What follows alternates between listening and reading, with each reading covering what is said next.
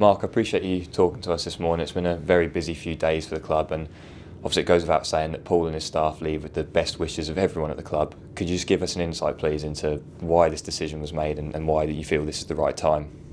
Yeah, absolutely. To your first point, it's a difficult day. It's been a difficult 24 hours for lots of people in and around the football club, and I think it's only fit and proper that I start by saying thank you to Paul and his staff. When you make the decision to change any manager, it's not easy. And Paul has been with us since I started on June the 1st, and obviously slightly before that period, and he's been absolutely great to work with, and so has his staff. We are really in a period of transition. The club's in a period of transition, and he worked really hard, and I thank him genuinely for his commitment, his honesty, and his professionalism all the way through. But on Saturday night, having spoken to the board and following a recent run of frustrating results and disappointing performances, the board were absolutely clear and unanimous with me that it was time to make a change, and that's what we've done. You used the key word there, transition, and the club is in a period of transition, but do you also act now feeling like this season there are still hopes for this season? Yeah, for sure.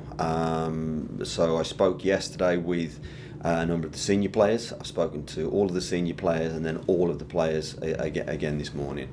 And the feeling amongst the camp is 100% this season is not dead. We are, 7 points outside the playoffs with a lot of games to go. We're heading into a January transfer window.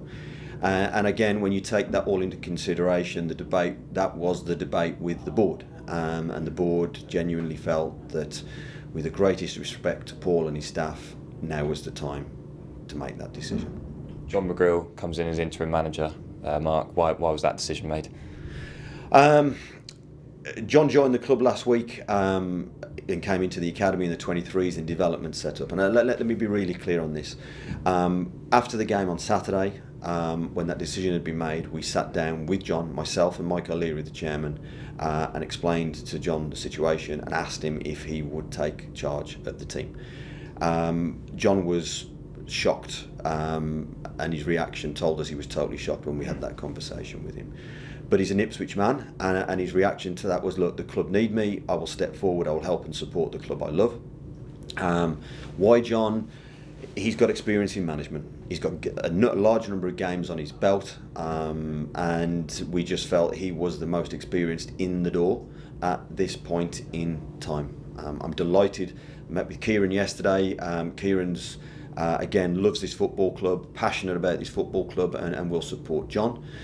You'll seen that John has brought in Rennie Gilmartin to support him. Yeah. Rennie is someone that I know very, very well, and my team know very, very well, and was John's assistant at Swindon. So that is a natural person to turn to, who, again, is a very detailed coach, and I think he will make a positive impact around the place too.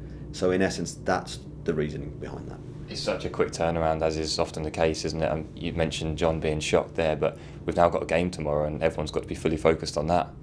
It is, and it's the nature of the business. We're into 2-3 game weeks, and we have been for quite a period of time. So yeah, we have to hit the ground running, because you can imagine Saturday night there was a lot of activity that was very, very busy, and it was very difficult. And I'm not going to lie, it's difficult for myself, difficult for a number of staff, because you work with Paul and his coaching staff on a day-to-day basis, and there's a personal side to this as well. Yeah. But the board have acted, the board have discussed this, and in absolute unity the board have said they wanted to make a change.